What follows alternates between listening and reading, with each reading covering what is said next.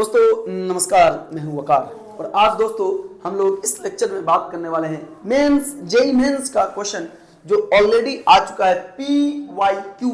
ये एक्चुअली है मेंस का क्वेश्चन है जो किससे रिलेटेड है, सेंट्रॉइड, ऑर्थोसेंटर, सर्कमसेंटर बोले तो पॉइंट्स ऑफ अ ट्रायंगल से रिलेटेड ये क्वेश्चन है जो आपके एग्जाम में, जो आपके पेपर में ऑलरेडी आ चुका है। क्लियर है ना? क्या कह रहा है क्वेश्चन में, देखो तो कह रहा अ पॉइंट P है ना, एक कोई पॉइंट P है जो मूव कर रहा इस लाइन पर, ऑन द लाइन, इतना इस लाइन पर मूव कर रहा।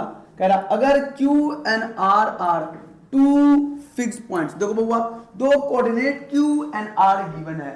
कोई पॉइंट P है जो इस लाइन पे मूव कर रहा है, Q एंड R दो कोई कोऑर्डिनेट है ना। कह रहा then the locus of the centroid of triangle PQR is a line. बातों को समझिएगा, क्या कह रहा है कि लोकस, बउआ लोकस की बात जब भी आए तो उस पॉइंट को हम लोग H, K एज्यूम करते हैं। ऑलवेज हमेशा ध्यान रखना है ना, कुछ भी कर सकते हो लेकिन इन जनरल हम लोग H, K एज्यूम करके हम लोग चलते हैं। क्लियर है कि नहीं क्लियर है?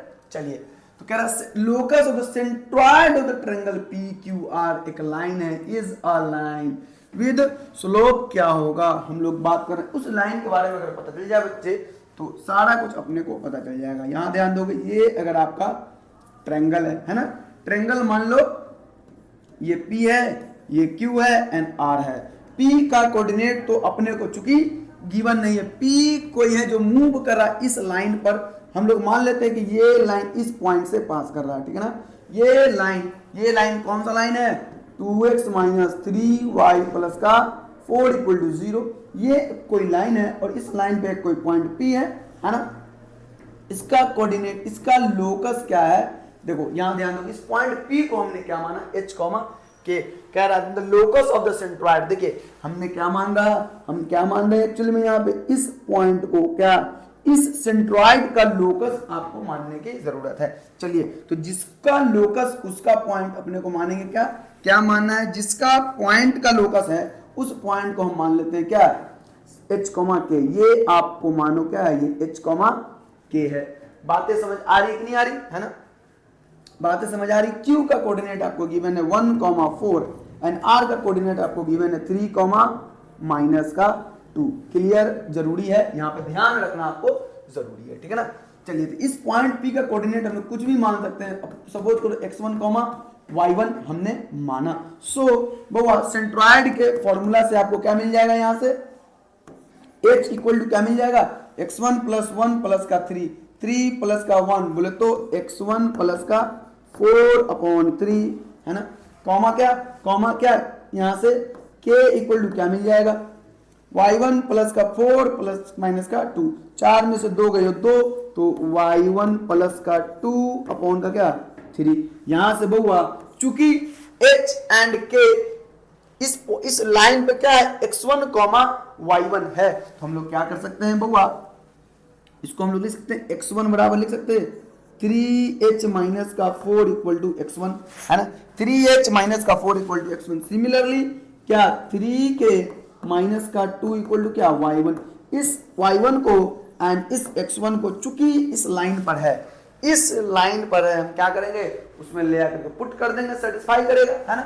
सो हम लोग लिख सकते हैं 2 टाइम्स ऑफ x1 की जगह पर क्या 3h माइनस का 4, 3h माइनस का 4 इक्वल टू नहीं है, माइनस का क्या है 3y है, माइनस का 3 टाइम्स y1, 3 टाइम्स y1 की जगह पे क्या रखेंगे 3k माइनस का 2 है ना, प्लस का 4 इक्वल टू 0। बस इसे सोल्व कर देना और कुछ नहीं, प्लस का 4 इक्वल टू 0।